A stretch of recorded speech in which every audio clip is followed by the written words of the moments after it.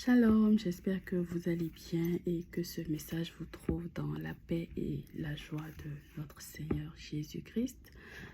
Aujourd'hui, je viens faire un petit partage par rapport aux alliés de destinée. Quand Dieu suscite quelqu'un pour une mission, il met toujours des personnes autour de nous pour nous accompagner dans l'accomplissement de cette mission.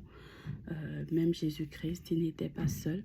Il y a des personnes qui l'ont accompagné dans sa mission. Il y a des personnes qui ont annoncé qu'il devait naître. Il y a des personnes qui ont annoncé qu'il arrivait.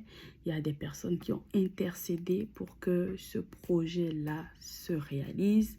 Il y a sa mère, Marie, qui a accepté de porter ce projet dans son sein.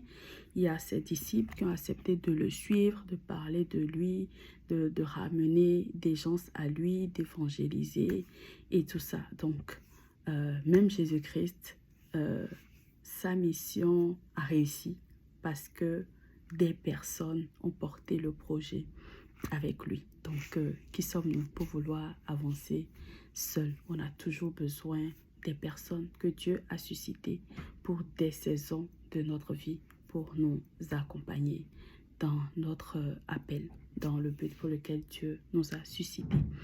Et il faut savoir aussi que c'est pas forcément la personne qui t'a accompagné il y a 30 ans qui va... chacun fait le bout du chemin conformément à ce pourquoi Dieu a placé cette personne là, à ce moment-là de ta vie. Quelqu'un peut faire le parcours avec toi jusqu'à un niveau et selon ce que Dieu a prévu pour l'étape d'après, ça va être d'autres personnes. Acceptons aussi quand la mission de la personne prend fin et qu'il faut maintenant passer à une autre étape. Soyons sensibles à l'action du Saint-Esprit pour savoir quand est la saison de qui et pour faire quoi dans notre vie. Voilà. Une fois que j'ai dit ça, je vais vous parler aujourd'hui d'un groupe de 3 personnes. Et dans une autre vidéo, je parlerai de 3 autres personnes pour ne pas être très longue.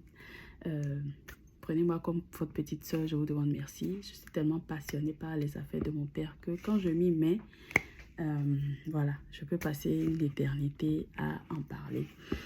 J'essaierai d'être constante dans la durée des vidéos, mais si je n'y arrive pas, prenez-moi comme votre petite sœur. Ok. Alors aujourd'hui, on va parler des mentors, des intercesseurs et des connecteurs. Alors le mentor, c'est la personne que Dieu a établie pour t'accompagner en termes de stratégie, en termes d'instruction, en termes de guidance. C'est cette personne-là qui a une longueur d'avance sur toi en raison de son expérience, en raison de ce qu'elle-même elle a vécu, en raison de ce qu'elle a appris auprès d'elle-même, ses pairs ou ses mentors, en raison de son parcours de vie. C'est quelqu'un qui a une longueur d'avance sur toi. C'est quelqu'un qui est bienveillant, qui ne pense qu'à ton intérêt en premier. Vraiment, à ton intérêt en premier. C'est-à-dire que c'est quelqu'un qui a un peu comme le cœur de Dieu quand il s'agit de toi. C'est ton intérêt d'abord. Les instructions que la personne va te donner seront forcément pour ton intérêt en premier. C'est cette personne-là qui ne sera pas là pour t'écraser. C'est cette personne qui va t'accompagner et te laisser en même temps la place pour grandir, te laisser en même temps la place pour éclore. C'est cette personne qui saura à quel moment la graine est plantée et qu'il faut la recouvrir un peu d'ombre pour que le soleil ne vienne pas affecter ce qui est en train de se passer et qui saura se retirer au moment où il faudra se retirer afin que ça puisse germer comme il faut. Donc, c'est cette personne-là qui saura à quel moment être présent constamment dans ta vie et à quel moment prendre du recul pour te laisser voler de tes propres ailes. C'est cette personne-là qui, comme j'ai dit, ne voudra pas t'écraser. C'est cette personne-là qui n'ira pas crier sur tous les toits. Si c'est moi qui ai fait ceci pour elle, c'est moi qui l'ai accompagnée, c'est moi qui dans ce pays. Non, tu n'entendras pas ça. C'est cette personne-là qui est présente dans ta vie tout en étant effacée. C'est cette personne-là qui est là à tout moment quand tu as besoin, quand tu appelles. Elle va répondre. Il ou elle, j'ai bien dit cette personne. Donc, c'est pour ça que je dis tout le temps elle. C'est cette personne-là, quelle que soit l'heure, tu sais que si tu l'appelles, elle sera là pour te guider. C'est aussi la personne avec qui il faut être vulnérable. C'est pas la personne avec qui il faut jouer les durs. Genre, non, je gère, il n'y a rien, t'inquiète, non, ça va, non. Non, c'est la personne avec qui il faut être vulnérable. Il faut parler de ses faiblesses, parler de ce qui te tracasse, parler de ce qui te challenge, parler de ce qui t'épuise. La plupart du temps, cette personne a la réponse. Soit sur la base de son expérience, parce que comme j'ai dit, en général, cette personne a une langue. Il y a très peu de choses que tu auras dit à cette personne qui vont l'étonner en mode, tu es sûr? Ah bon? Vraiment. Il y a très peu de choses qui vont arriver dans ta vie qui seront une nouveauté pour la personne là. Évidemment, ça ne veut pas dire que cette personne est omnisciente et qu'elle sait tout. Non, la seule personne qui sait tout, c'est Dieu. Tout ce que je veux souligner, c'est que cette personne-là, en général, a une longueur d'avance et n'est souvent pas étonnée par les choses que tu traverses ou bien les questions que tu poses ou bien les interrogations ou les doutes.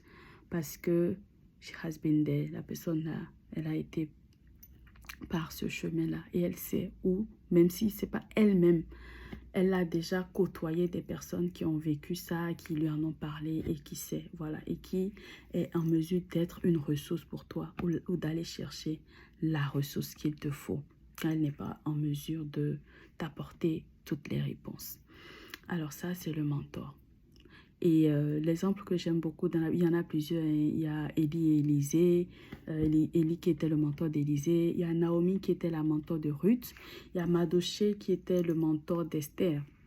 Et j'aime beaucoup dans Esther chapitre 4 verset 14, où Madoché dit à Esther, n'est-ce pas pour des temps comme ceci que tu as été suscité?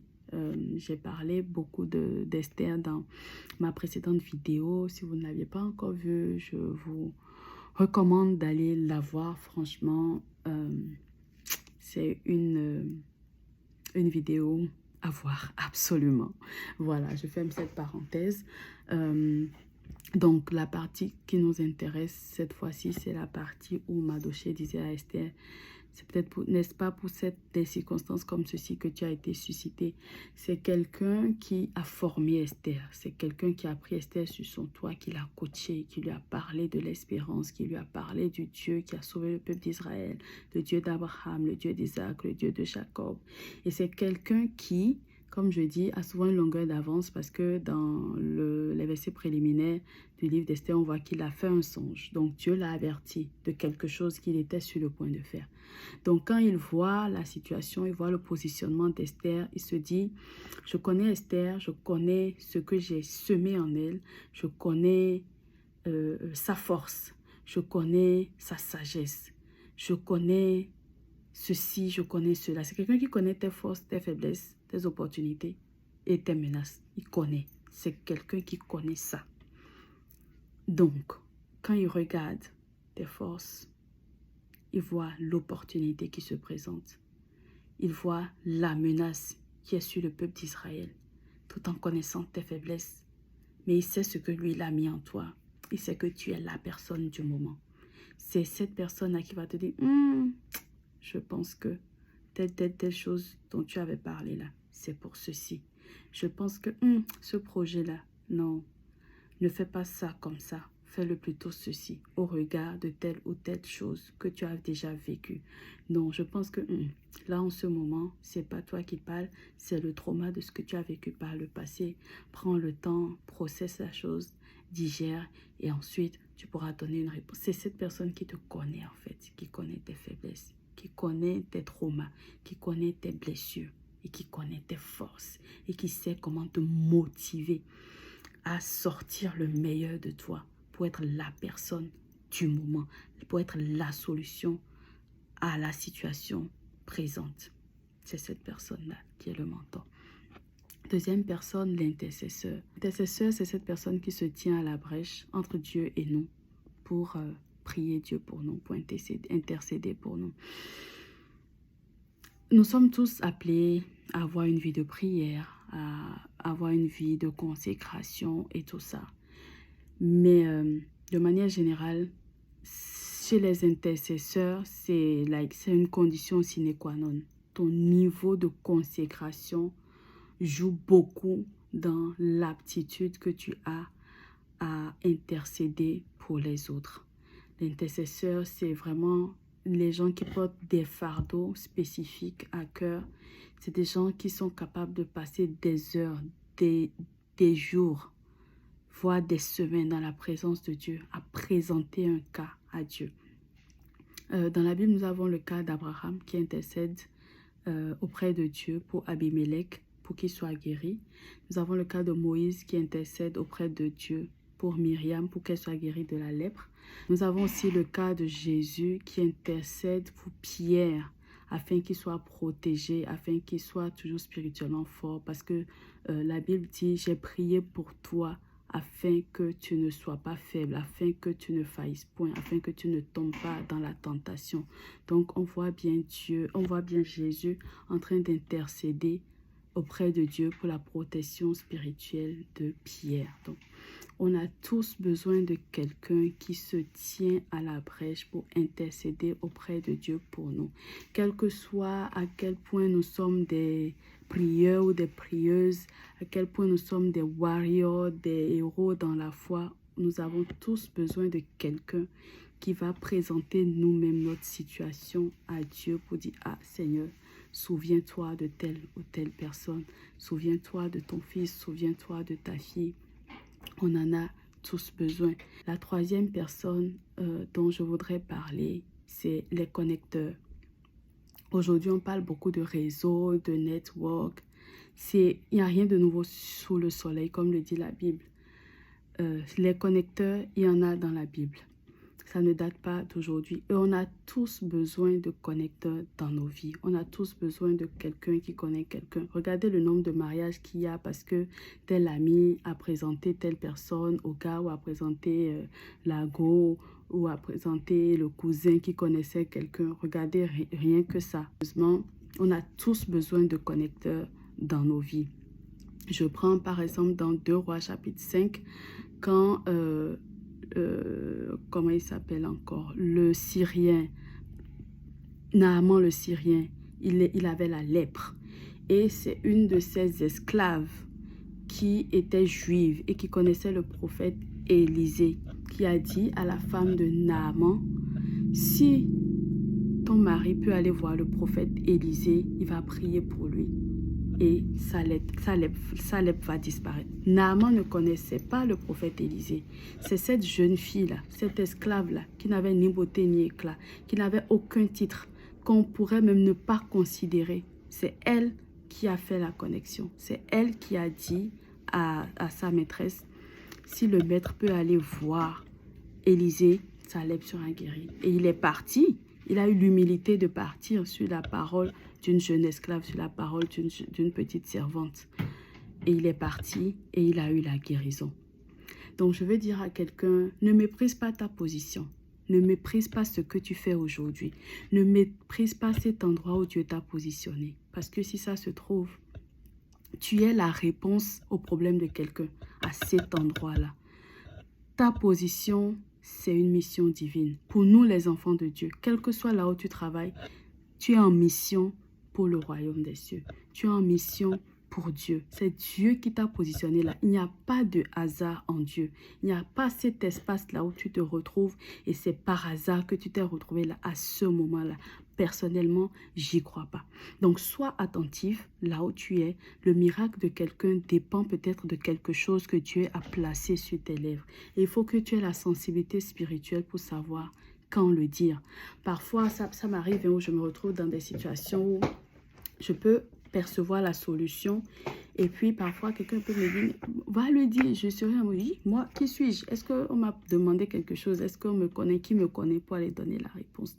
Mais il faut avoir la sagesse et le discernement au lieu d'être systématique en mode, moi qui m'envoie, non, moi je ne veux rien dire dedans. La servante là, elle aurait pu se dire, moi, je ne suis qu'esclave, qui me connaît? Et puis, c'est moi qui vais parler de prophète pour dire au mari de ma maîtresse d'aller. Qui suis-je? Est-ce qu'ils vont m'écouter? Est-ce qu'ils vont accorder un crédit même à ce que je vais dire? Fais ta part. Fais ta part. Il ne faut pas non plus aller en mode genre, toi tu dis que tu es le maître, non. Et pourtant tu n'as même pas la solution pour ta lèpre. Non, demandons à Dieu le discernement et la sagesse. Le discernement pour savoir quand il faut le dire, s'il faut le dire, et la sagesse de savoir exactement ce qu'il faut dire pour que la parole puisse produire des effets. Donc, ne méprise pas là où tu es aujourd'hui. Tu es un canal de bénédiction pour quelqu'un dans cette position-là. Dieu t'a voulu là, alors reste alerte, reste concentré pour savoir ce pourquoi Dieu t'a mis là. Peut-être que ça fait 3 ans que tu es là, mais que tu ne perçois toujours pas ce pourquoi Dieu t'a positionné. Ce n'est pas tard. Ce n'est pas tard. Si tu ne le sais pas encore, demande à Dieu. Il va te le dire. Dieu répond. Dieu répond, pourquoi tu m'as placé à cet endroit-là? Dieu va te le dire. Les personnes pour lesquelles tu es censé être une solution, prie pour elles. Même si tu ne les as pas encore rencontrées, tu peux commencer par prier pour elles.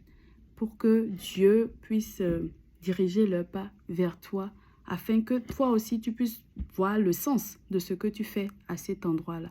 Donc prie pour elles déjà par anticipation.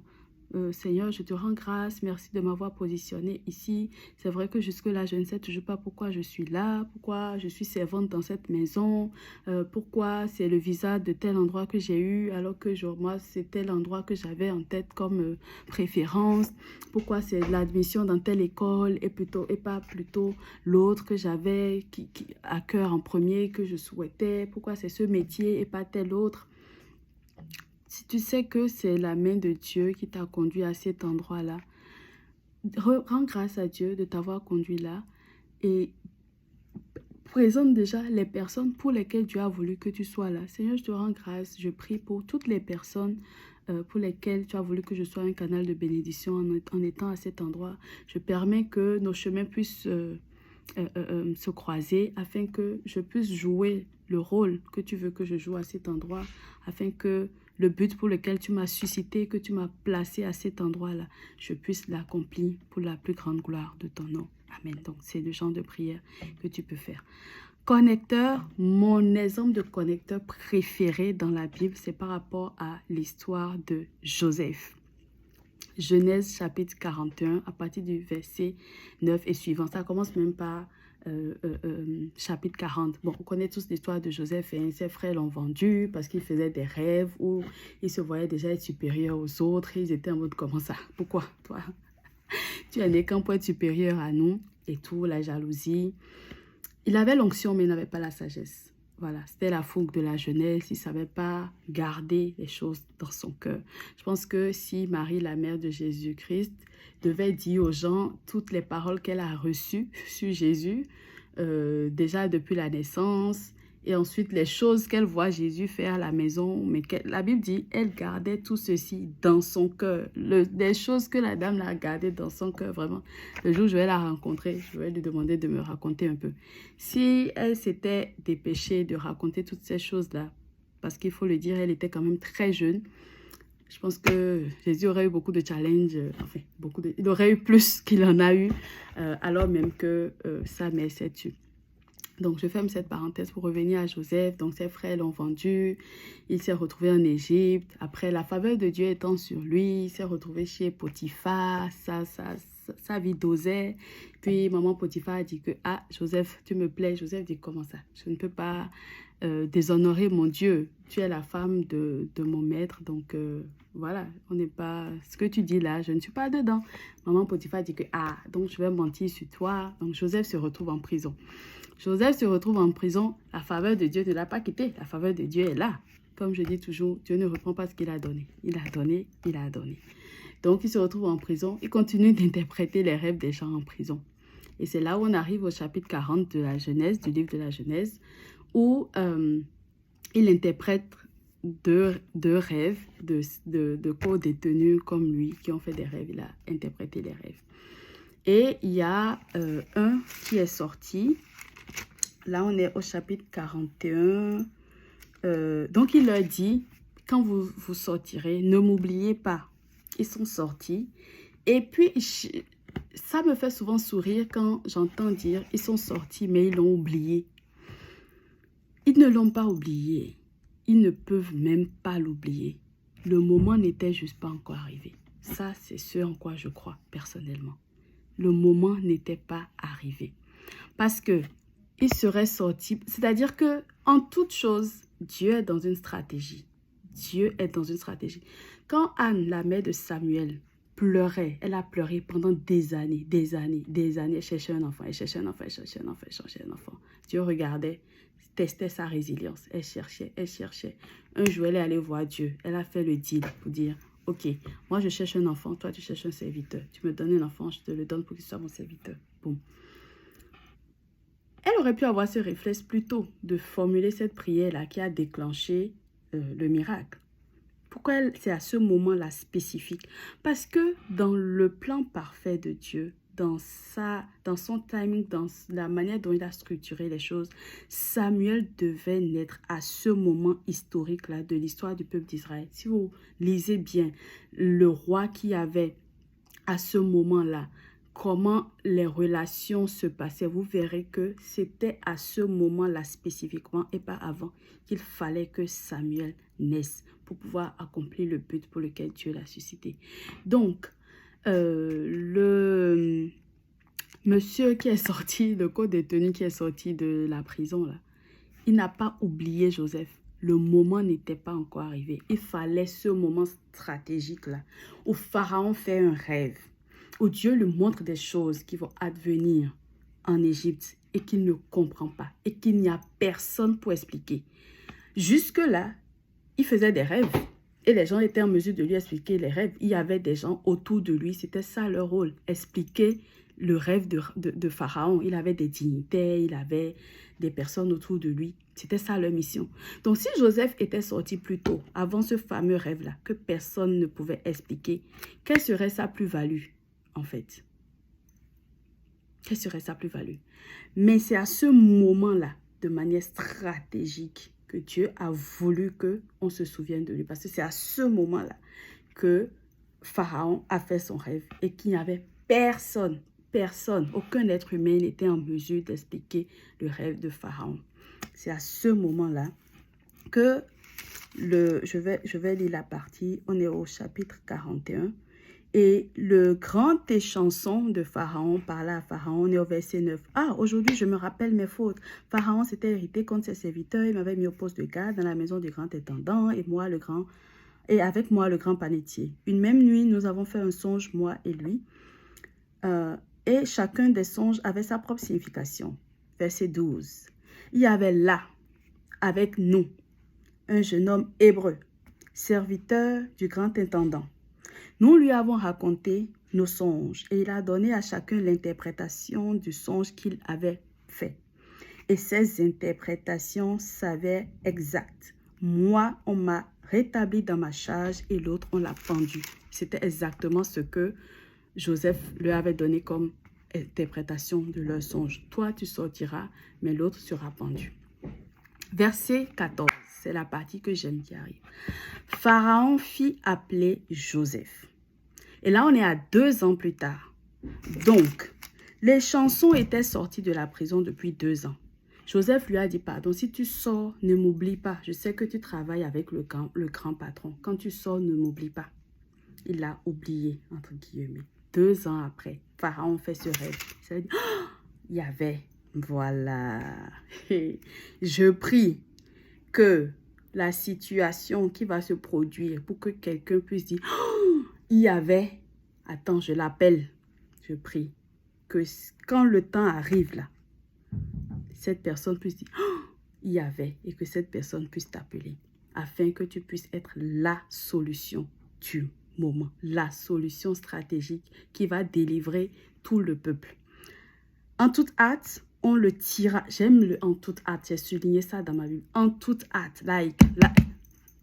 Immediately. Là, tout de suite.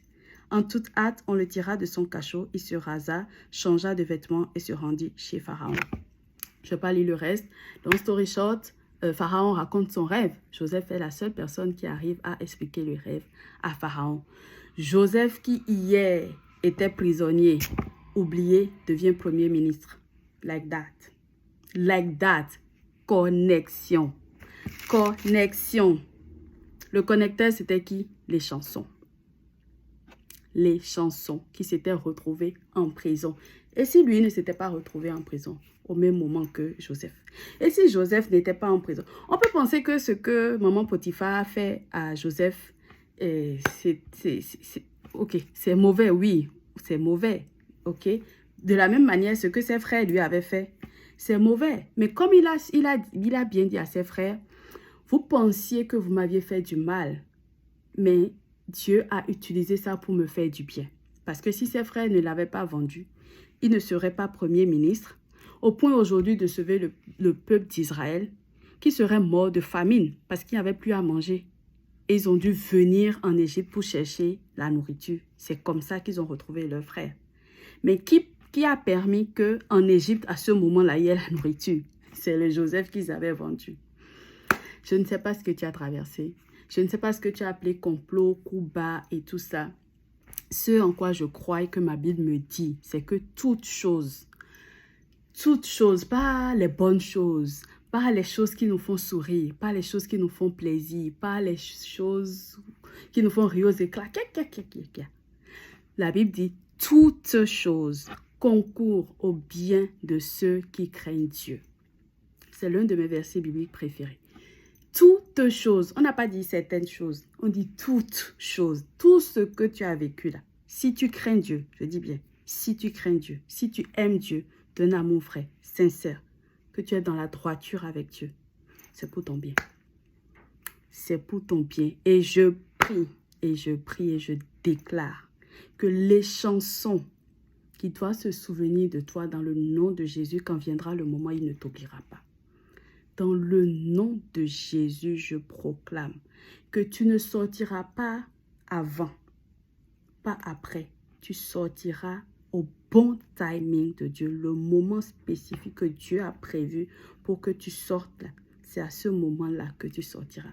Parce que ici, dans cette histoire-là, le timing est très important. S'il était sorti avant, il aurait été un interpréteur de songes comme tout autre. S'il était sorti après, il n'aurait pas eu l'influence qu'il a eue en Égypte. Il fallait qu'il sorte à ce moment-là, au moment pile où Pharaon fait le rêve. Je prie que quelqu'un fasse le rêve pour lequel tu es la solution, afin que tu puisses sortir de prison. Je prie, encore une fois, je le répète, je prie et je déclare que les chansons qui doivent parler de toi ne t'oubliera pas dans le nom de Jésus. Donc, on a vu le mentor, on a vu l'intercesseur, on a vu le connecteur. Et je nous exhorte à prier pour nos mentors, pour nos intercesseurs et pour nos connecteurs. Si on les connaît déjà, Dieu merci. Si on ne les connaît pas encore, prions afin que Dieu leur fasse grâce, afin qu'eux-mêmes ils puissent aller bien, afin que leurs activités prospèrent, afin que leur état d'âme prospère, pour qu'ils puissent être la solution que Dieu a prévue, qu'ils soient dans nos vies, dans le nom de Jésus. Amen. Bye bye. Rendez-vous à la prochaine vidéo.